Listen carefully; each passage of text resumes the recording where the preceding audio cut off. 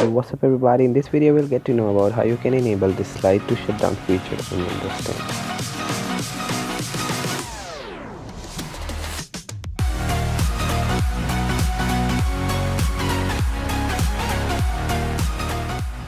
So when you are on your desktop, just right click and go to create a shortcut. Now when this shortcut directory box pops up, you need to copy this directory. I'll give it down in the description box below. Just copy it and paste it here. Just click on next and now it will ask you to name your shortcut. Just name it anything you want. I'll name it slide down.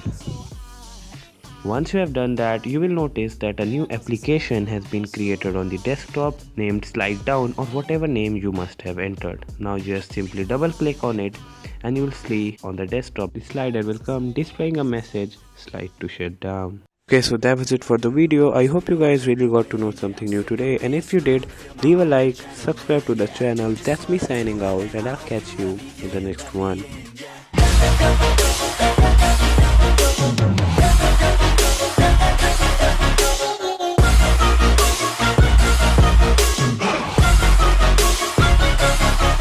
Grateful, oh yeah, able, oh yeah, I'm stable.